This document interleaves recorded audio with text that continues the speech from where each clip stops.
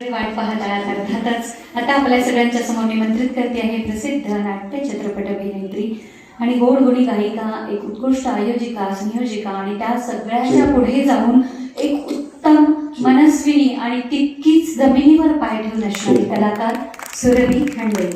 आणि मी सुरभीला समोर येण्याची विनंती करेल. ऑपरेटरला विनंती, कृपया 2 माईक द्यायचे, एक माझ्याकडे द्या, एक सुरभीकडे द्या. जेवण छान झालंय ना सगळ्यांचं, मस्त पोट भरून. सुस्ती नाही आली आहे ना जेवणाने. सदानंदाचा आता सुरभी काय झालंय, कालपासून आपल्या युवा संचालनालयाने आणि आपल्या क्रीडा विभागाने आणि शिवम फाउंडेशनने सगळ्यांना खूप खूप गोड खाऊ घातलंय.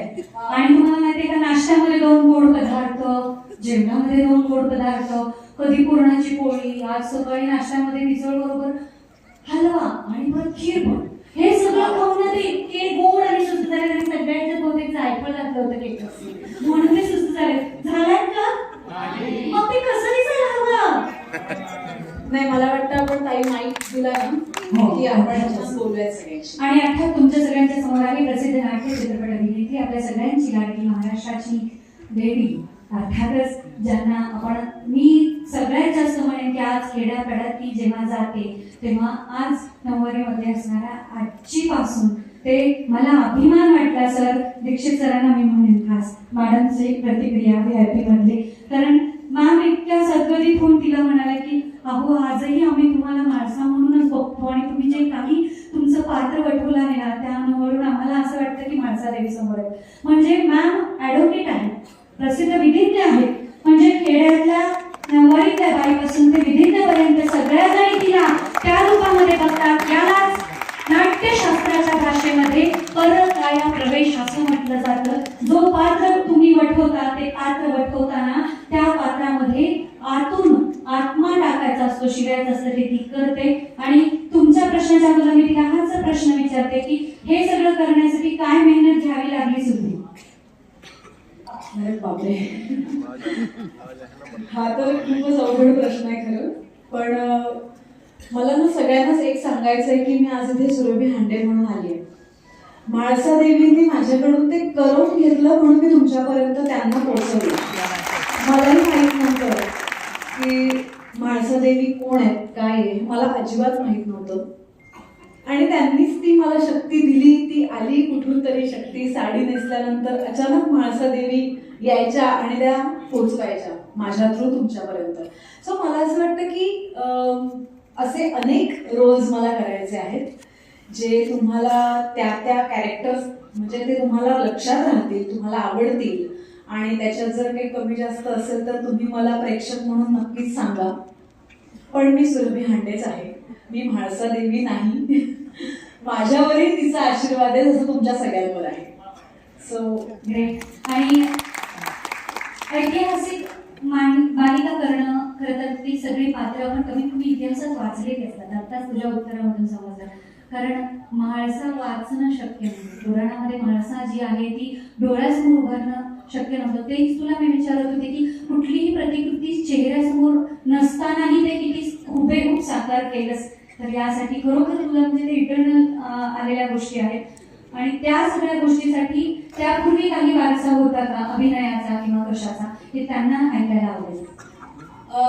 ऍक्च्युली आमच्या घरी म्हणजे वातावरण पूर्ण माझ्या घरचं गाण्याचं आहे. माझे बाबा संगीतकार आहेत, आई HOD होती म्युझिकची. तिने आता कॉलेज सोडलं कॉलेजमध्ये. आणि घरी गायनशाळा असल्यामुळे गाण्याचं पूर्ण वातावरण. आणि ती उत्तम लेखिका पण आहे माझी आई. सो ती नाटक वगैरे लिहायची लहानपणी. तर बालनाट्यापासून माझी घरी सुरुवात झाली होती. आणि माझं ॲब्सोल्यूट असं कधीही ठरलेलं नव्हतं की मी ॲक्टिंग वगैरे करेन. पण खूपच लकीली मे बी या सिरियलच्या नशिबाने, म्हणजे माझ्या नशिबात जय मल्हार असेल म्हणून मे बी ते आपोआपच घडत गेलं सगळं. आणि यानंतर असंही होऊ शकतं की काही चांगले कॅरेक्टर्स आले तर मी नक्कीच करेन. मी काही इंडस्ट्री सोडलेली नाही जय मल्हार करून. पण खूप चांगले कॅरेक्टर्स येण्याची वाट मला वाटतं प्रत्येकच कलाकाराला असते. सो तशी मी पण बघतेय. तर लहानपणापासून असंच होत गेलं, नाटकापासून एक रेग्युलर प्रवास. फर्स्ट डे काय होता जेव्हा तुम्हाला म्हाळसा साकारायची याचा पहिला कॉल कसा होता? ऍक्च्युली मी म्हणजे जेव्हा जय मल्हारचं शूट होणार होतं त्याच्या 4 वर्ष आधी माझी मीटिंग झाली होती. म्हणजे 4 वर्ष मला माहित नव्हतं की जय मल्हार अशी कोणती सिरियल येणार आहे आणि त्याचीच मीटिंग माझी 4 वर्ष आधी झाली आहे. तेव्हा मला नाव माहीत नव्हतं, म्हाळसा हे कॅरेक्टरचं माहिती नव्हतं, ना सिरियलचं माहिती होतं, काहीच नाही. आणि अचानक 4 वर्षांनी मला तो एक परत फोन आला आणि महेश कोठारे सरांनीच फोन केला होता आणि सर म्हणाले की सुरभी ऑफिसला ये, आपल्याला एका स्क्रिप्टचं रेडी करायचं आहे. आणि मी ती स्क्रिप्ट जेव्हा वाचली तेव्हा त्याच्यासमोर म्हाळसा असं नाव होतं. मला स्क्रिप्ट खूप आवडली पण मला म्हाळसा नाव तेव्हा अजिबातच आवडलं नव्हतं. मी त्यांना म्हणलं होतं की सर आपण प्लीज नाव बदलूयात का. म्हटलं बाकी सगळे छान आहे पण नाव बदलू ना वगैरे. तर आमचे लेखक संतोष अयाचित आणि महेश कोठारे ते पण असेच हसले कारण त्यांना तो बेस माहिती होता, मला माहितीच नव्हता. तर ते म्हणाले अगं नाव नाही बदलता येणार, पार्वतीचं नाव बदलू शकतेस का. नाही म्हटलं पण ही पार्वती नाही, ही पार्वतीच आहे. जेव्हा त्यांनी ही पार्वतीच आहे सांगितलं तेव्हापासून मला खऱ्या अर्थाने म्हाळसा उलगडत गेली.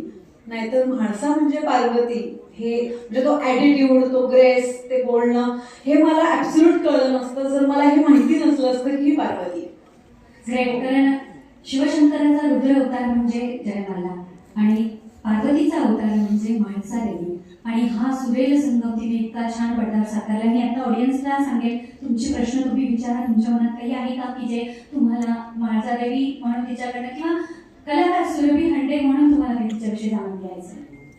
आपण गप्पा मारणार, टेन्शन घेऊ नका आणि मी घेणारही नाही. आणि म्हणूनच तिने मला सांगितलं काही मला जेव्हा बोलावशील तेव्हा मी मनोगत नाही व्यक्त करणार आहे, मी संवाद साधणार. आपण बोलूयात ना सगळे, हो की नाही. हो का, जेजुरीचं सगळं का. वाव. ओके, समोर असणारे ऑडियन्स सगळे एक मिनिट वाढ वगैरे सगळ्यांचं एक. कुठे पालीला. हो मी त्याच गावचा आहे, पालीचा आहे. अच्छा. पालीचा खंडोबा हा म्हाळसा गाव म्हणून ओळखला जातो. पण पालीमध्ये म्हाळसा आणि खंडोबा एकत्र आहेत आणि बालू वेगळी आहे. असं काय. ती तशी वेगळीच होती ना. ऍक्च्युली तुम्ही त्याचा प्रश्न असा होता की सहजीवनामध्ये पण असंच असायला पाहिजे. तेच मी त्याच्या बोलवलंच वेगळं होतं. मी त्यांना तेच म्हटलं की एका वाक्याच्या ऐवजी मे बी 10 वेगवेगळी वाक्य तुम्हाला ऐकायला मिळाली असते. नाही, आम्ही खूप चांगल्या मैत्रिणी आहोत. बालू म्हाळसा एक वेगळा मुद्दा आहे. काय येत नाही गाणं. माझा प्रश्न आहे तुम्हाला. कुठे सॉरी इकडे ओके. नमस्कार. नमस्कार. एक प्रश्न मला असा आहे की ही सिरियल करताना एखादा टचिंग म्हणजे ज्या वेळेला तुम्ही कुठे बाहेर गेलेला आहात आणि एखादा टचिंग प्रसंग तुम्हाला आठवला तर तुम्ही आम्हाला शेअर करता तो प्लीज. हो. माझा एकदा खूप मोठा ऍक्सिडेंट झाला होता सिरियल सुरू असताना. माझा त्याआधी कधी ऍक्सिडेंट झाला नाही ना, मी कोणाच्या गाडीत बसले तर मला काही लागलंय असं कधीच टचवूड झालं नव्हतं आणि पुढे होऊ पण नाही म्हणून परत टचवूड. पण त्यावेळेला असं झालेलं की मुंबईतच म्हणजे मी गोरेगावातून अंधेरीत माझी गाडी घेऊन दुपारी 3 वाजता निघाले आणि आमची नाईट शिफ्ट झाली होती. आणि त्या दिवशी मी दुपारी विचार केला की आज जरा लवकर सुटले तर काही शॉपिंग करून घेऊ. म्हणून मी गाडी घेऊन निघाले आणि मला रस्त्यात झोप लागली गाडी चालवताना. आणि मला झोप लागली तर त्या दिवशी मी पहिल्यांदा सीट बेल्ट लावला होता. मी आधी कधी सीट बेल्ट लावलेला नव्हता. सीट बेल्ट लावला होता आणि मी गाढ झोपले आणि मला एक साधारण 15-20 मिनिटांनी खूप आवाज आला. माझ्या गाडीला खूप जोरात कोणीतरी असं मारताय म्हणजे उठवतंय मला असं. आणि तेव्हा मला आरामात जाग आली म्हणजे घरी झोप लागल्यासारखी झोप मला लागली होती गाडीत. माझी गाडी ट्रकच्या म्हणजे एक साधारण असा टेम्पो, मोठा टेम्पो जो असतो त्याच्या खाली माझं पूर्ण बोनेट होतं गाडीचं आणि मी आरामात झोपले होते. आणि मला इतर लोकांनी जेव्हा उठवलं तेव्हा मला कळलं की माझी गाडी एका ट्रकच्या खाली आहे. आता मला असतं माझ्या गाडीच्या किंवा माझ्या गाडीला कोणी धडक देऊ शकली असती. एका सिग्नलवरून दुसऱ्या सिग्नलवर जाईपर्यंत मी ती गाडी म्हणजे झोपले होते मी. ती गाडी कोणी चालवली मला आजही माहित नाही. ही एक आंतरिक शक्ती असते. मला असं वाटतं की तो जो आशीर्वाद होता तो एक सबकॉन्शियसली जे आपल्याकडून होतं आपल्या त्या देवीने म्हणा किंवा त्या एनर्जीने जो मला सपोर्ट केला त्यावेळेला ती आजही खूप टचिंग मोमेंट आहे की माझ्यामुळे कोणाचा जीव गेला नाही आणि माझाही जीव गेला नाही. ठीक आहे, त्या गाडीचं पुढे 15 दिवस ती गॅरेजमध्ये ती गोष्ट वेगळी, पण कोणाचा जीव गेला नाही ही खूप मोठी गोष्ट होती. सुरभीची बघा मनातून श्रद्धेने काहीतरी करतो तेव्हा त्या श्रद्धेचं फळ मिळतं. तिने केलेला तो रोल श्रद्धापूर्वक तिने निभावला होता आणि म्हणूनच ते मल्हारी आणि माणसाचा आशीर्वाद तिच्या पाठीशी होता आणि हे सगळ्या गोष्टी घडल्या. हे इतकं सत्य आहे. मला असं वाटतं ना ताई की हे फक्त माझ्या बाबतीत नाही, असं अनेक लोकांना असे फक्त ऍक्सिडेंटचं नाही असे अनेक अनुभव आले असतील की ती एनर्जी तुमच्यासोबत कायम असते. त्यासाठी असं नाहीये की तुम्ही काहीतरी करताय म्हणून ती एनर्जी आहे, पण तुमचं काहीतरी असतं मागचं जे तुम्हाला पुढे मदत करत असतं आणि ती एनर्जी तुमच्यासोबत असते. सो तसा मला त्यावेळेला एक्सपिरियन्स आला आणि जो माझ्यासाठी खूप टच होता. तो विचार येस. ओके. बाळू नको, मी तुला तुझ्या हो मग त्याचाच फील देते मी आता. बाळू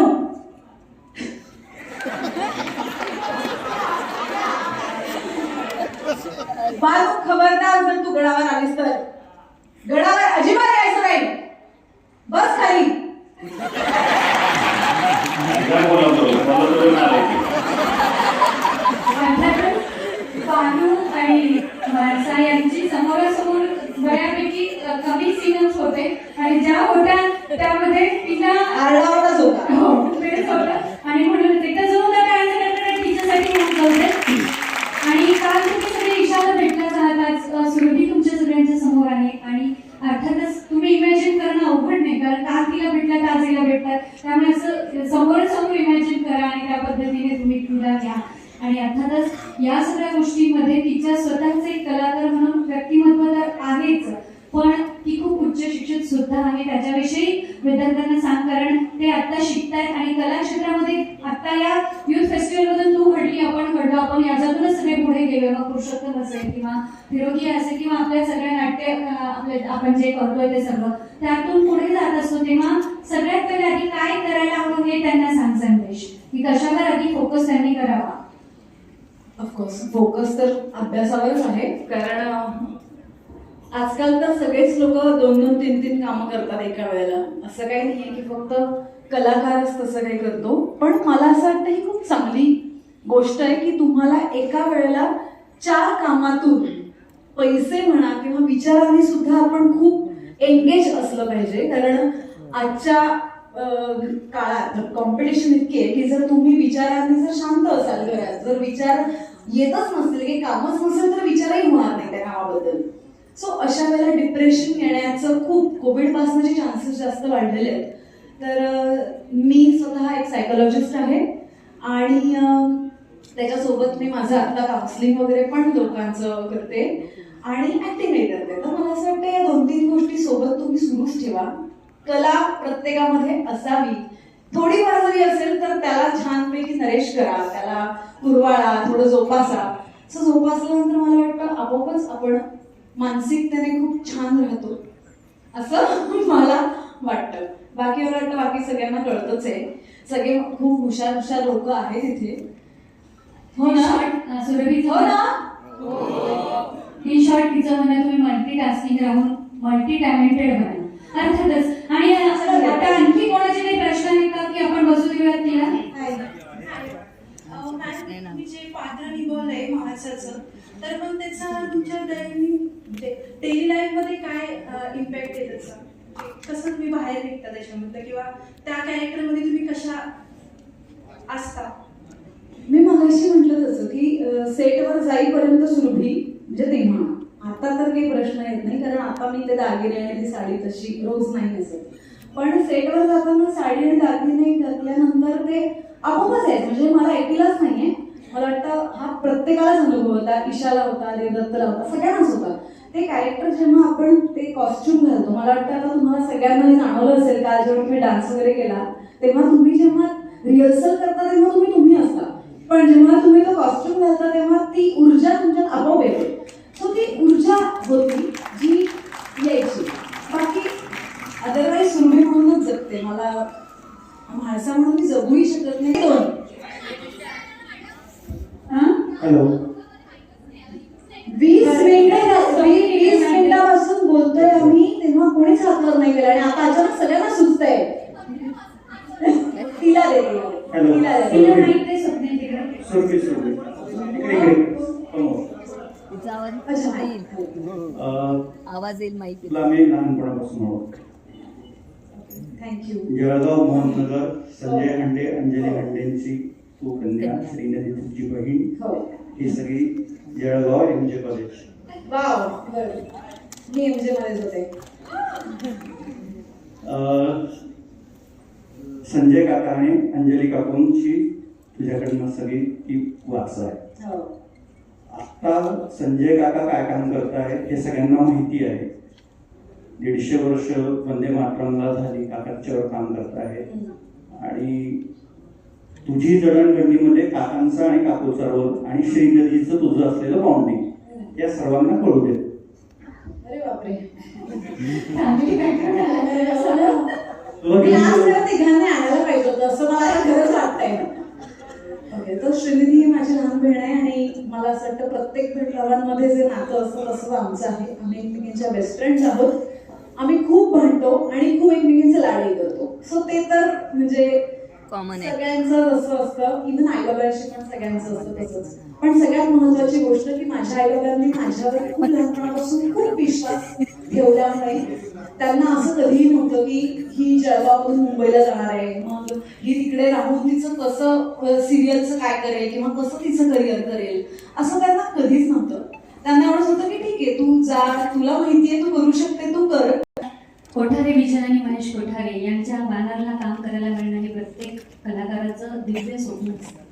आणि ज्यांना मराठी चित्रपटसृष्टीचे वन मॅन आर्मी शो असं म्हटलं जातं, कारण जसं हिंदी चित्रपटसृष्टीत राज कपूर यांना म्हणतात तसंच सचिन पिळगावकर आणि महेश कोठारे हे 2 ब्रँड आहेत मराठी इंडस्ट्रीचे. त्यामध्ये पहिलाच ब्रेक तिथे मिळाला, तेव्हा त्यानंतरचा झालेला आनंद कसा होता? छान होता अगं. म्हणजे अगं पण ही ना मला असं पर्सनली वाटतं की इतक्या मोठ्या लोकांसोबत जेव्हा आपण काम करतो ना तेव्हा ते एक टेन्शनही असतं, कारण ते तोडीस तोड काम जे असतं ना की तुम्हालाही तेवढी जबाबदारी कळली पाहिजे कामाची. पण मला असं वाटतं की खूप चांगलं आहे की तुम्ही जितक्या कमी वयामध्ये काही तुमच्यापेक्षा कामाने वयाने अनुभवी लोकांसोबत काम करता, तेव्हा तुमचा अनुभवही जास्त लवकर वाढत जातो आणि आपण खूप लवकर शिकतो. जितका उशीर होईल तितकं हे आहे, पण लवकर झालं तर चांगलंच आहे. अप्रतिम तिकडच्या एक शेवटचा सो मला काही प्रॉब्लेम नाही की उद्या जर अजून मी 2च प्रोजेक्ट केले तरी जर लोक मला म्हाळसा देवी म्हणून ओळखतील, मला काहीच प्रॉब्लेम नाही. उलट खूप छान टॅग आहे माझ्यासाठी हा, ना की काहीतरी घाणेरडा टॅग लावून मला इंडस्ट्रीमध्ये काम नाही करायचंय. सो मला असं वाटतं की प्रत्येकच मुलीने लक्षात ठेवा, तुम्हाला काम करायचंय करा, पण जिथे तुमच्या कामाची किंमत न करता तुम्हाला शरीरासाठी म्हणून विचारण्यात येत असेल तर नाही म्हणा, दुसरं काहीतरी छान काम करा आणि जेही तुम्हाला भूमिका आवडेल तीच भूमिका करायची ज्याच्यामध्ये तुम्ही कम्फर्टेबल आहात. 2 पैसे जास्त मिळतात म्हणून मी ही भूमिका करते हे अजिबात करू नका. 2 पैसे कमी मिळाले तरी चालतील, पण रात्रीची झोप चांगली लागली पाहिजे. ग्रेट. कारण आयुष्यामध्ये शॉर्टकट घेऊन कधीच यश मिळत नाही आणि ते मिळतं ते अल्प काळाचं असतं. त्यामुळे मला वाटतं सगळ्यांचे प्रश्न संपलेले आहेत. आपण तिला बसायला सांगूयात. थँक्यू. धन्यवाद.